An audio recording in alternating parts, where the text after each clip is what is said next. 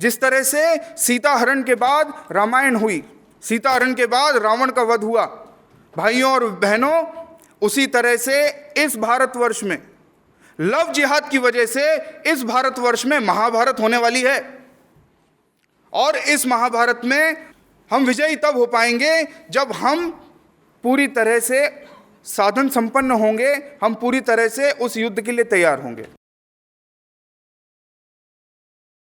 Love जिहाद शुरुआत होती है school, college, girls hostels, mobile recharge की दुकान और मुस्लिम परिवारों में हिंदू युवतियों की मित्रता के साथ।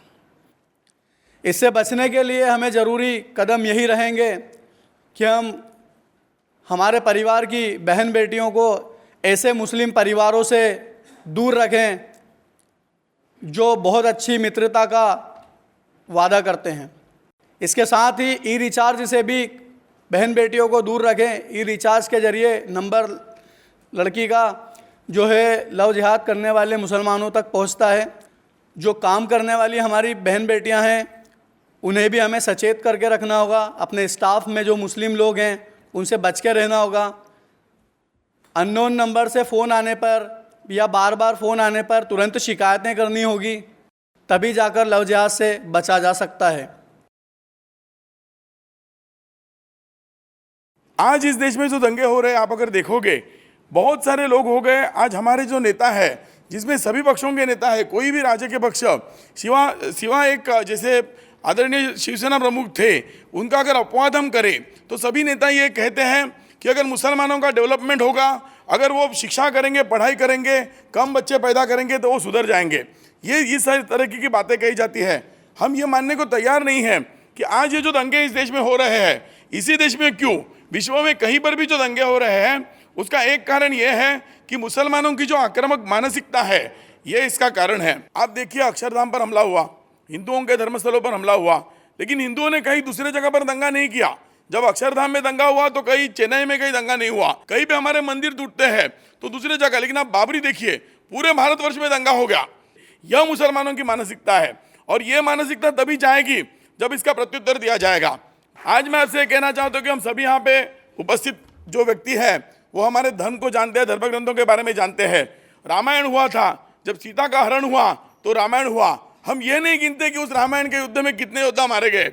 महाभारत हुआ, द्रौपदी का वस्त्रण करने के जो यत्न हुआ, उस युद्ध में 18 औक्षणी सैन्य मारा गया। क्या हम उनकी गिनती करते हैं? दंगे के लिए हम पूर्ण रूप से तैयार रहे। हिंदू जनजागृति समिति का स्व प्रशिक्षण का वर्ग चलता है, वहाँ पे महिलाओं के लिए भी प्रशिक्षण है, बालकों के लिए है। तो इसलिए पहले स्व संरक्षण का, आप स्व संरक्षण करने का के लिए ट्रेनिंग लीजिए, उसका प्रशिक्षण लीजिए। पुलिस से विश्वास उठ जाता है तो जनता रास्ते पर उतरती है, आंदोलन करती है। लेकिन राज्य व्यवस्था से जब विश्वास उठ जाता है तब क्रांति की भावना निर्माण होती है। और आज परिस्थिति ऐसे ही बन आई है कि राज्य व्यवस्था में जो कोई भी हो, लेकिन हिंदुओं की सुरक्षितता यदि नहीं होगी तो निश्चित रूप से धर्म क्रांति का विचार ही सभी के मन में आएगा। आपके मन में ये विचार शायद आ सकता है कि धर्म क्रांति का अर्थ क्या है। तो हमारे भगवद गीता में ही जैसे बताया गया है, परित्राणाय साधूनाम विनाशाय च दुष्कृताम धर्म संस्थापनार्थाय संभवामि युगे युगे। तो भगवान स्वयं कह रहे हैं कि इस धर्म संस्थापना के लिए, दुर्जनों के नाश के लिए और सज्जनों की रक्षा के लिए मैं स्वयं अवतरित होने के लिए तैयार हूँ।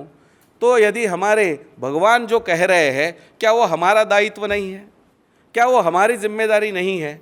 तो यही दायित्व, यही जिम्मेदारी लेकर के हमें भी इसी कार्य को यदि आगे बढ़ाना है, तो उन्होंने धर्म और अधर्म के बीच में, अधर्म का और धर्म का दोनों दृष्टिकोण से विचार करके धर्म युद्ध लड़ा था। आज हमारा विचार यदि हम करेंगे तो हम धर्म युद्ध लड़ने में कितने काबिल है पता नहीं, लेकिन धर्म क्रांति तो निश्चित रूप से कर सकते हैं। और इसलिए इस भगवान के संदेश को हम आगे बढ़ा करके हम इस धर्म क्रांति को निश्चित रूप से साकार कर सकते हैं।